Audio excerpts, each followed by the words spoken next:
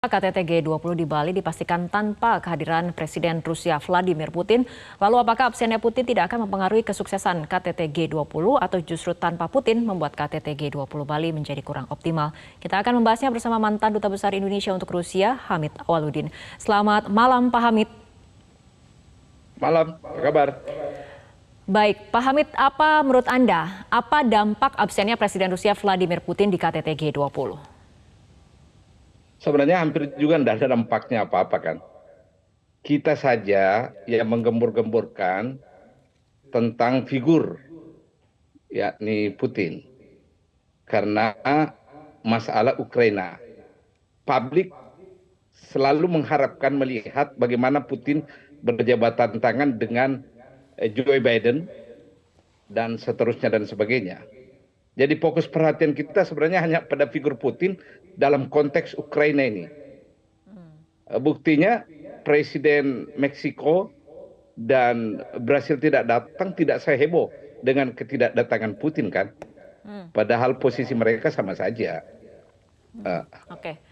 Pak Hamid, artinya tanpa Putin KTT G20 ini tidak akan kehilangan perannya karena komunitas dunia yang hadir sudah cukup representatif seperti itu ya Pak? Iya, konteksnya seperti itu. Sebenarnya kalau mau berbicara dalam konteks KTT 20, kita bicarakan substansinya. Apa yang menjadi bahasan. Dan seterusnya, bukan ketidakhadiran Putin. Ya. Oh, baik, Pak Hamid, ini mengenai ada ataupun tanpa Putin, ini kan hubungan antara Rusia dengan Barat menjadi isu yang strategis. Hubungan dua blok politik tersebut ini kan kemudian semakin renggang pasca invasi Rusia ke Ukraina. Apa yang bisa kemudian diharapkan, dihasilkan dalam KTT G20 ini? Sebenarnya yang kita harapkan dalam pertemuan KTT 20 adalah pertemuan antara Putin dengan para pemimpin negara Eropa dan Amerika untuk mencari solusi tentang Ukraina. Begitu juga kita mengharapkan ada bilateral meeting antara Indonesia dengan Putin yang membicarakan sekali lagi adalah masalah Ukraina.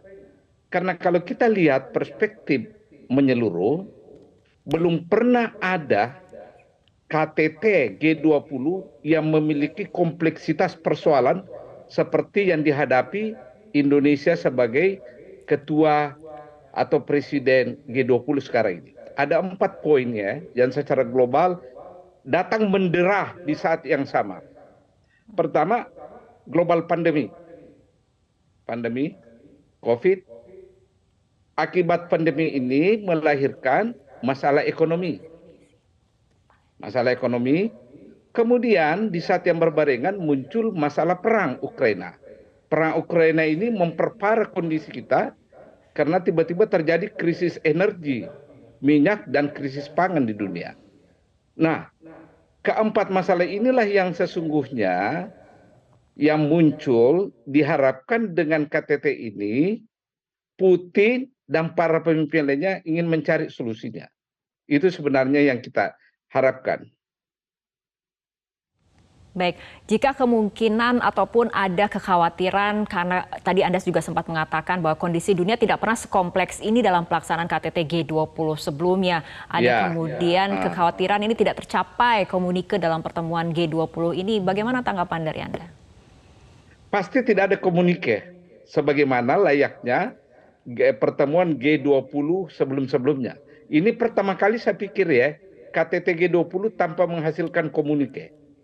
Kenapa saya yakin komunike tidak ada? Karena baik level ministerial meeting maupun working group tidak pernah ada komunike yang dihasilkan oleh level bawah itu. Selalu berakhir dengan masalah Ukraina.